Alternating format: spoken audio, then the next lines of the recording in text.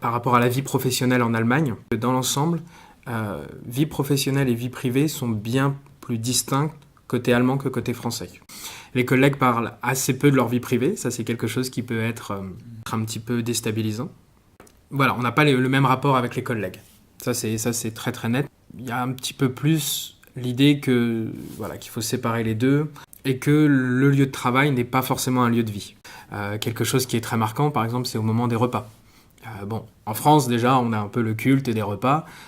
Pour avoir travaillé, d'ailleurs, c'était le cas aussi en Suisse germanophone, les collègues, dans un même bureau, ne se préviennent pas quand ils vont manger. En Allemagne, on voit son collègue se lever, aller prendre son top horaire et aller manger dans la salle d'à côté. Et c'est souvent quelque chose qui va heurter un peu nos habitudes françaises. Voilà. Quelque chose qui est remarquable aussi, c'est par rapport au style de communication. En français, on va toujours, lorsqu'on souhaite critiquer le travail d'un collègue, on va toujours prendre des pincettes, en expliquant que c'est très bien, mais, et alors là on peut critiquer pendant 1 heure, mais n'empêche qu'au départ on avait dit que c'était très bien.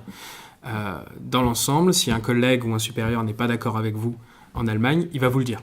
Et ce sera sa première phrase, « je ne suis pas du tout d'accord ». Donc un style de communication très direct, ce qui est vrai aussi dans les rapports hiérarchiques. Il y a beaucoup plus d'horizontalité, la possibilité de dire à son supérieur qu'on n'est pas d'accord.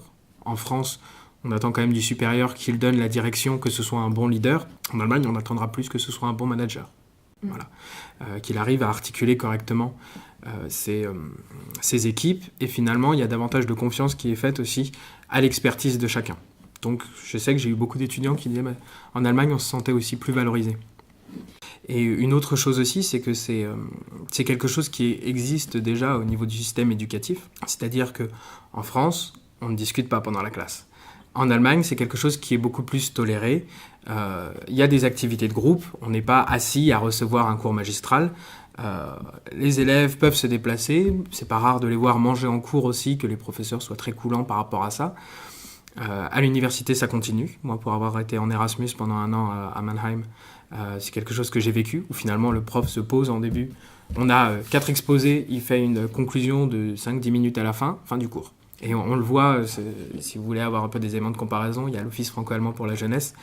Dès qu'ils organisent un séminaire, c'est très drôle de voir que pour une même classe d'âge, les Allemands font preuve d'une certaine autonomie.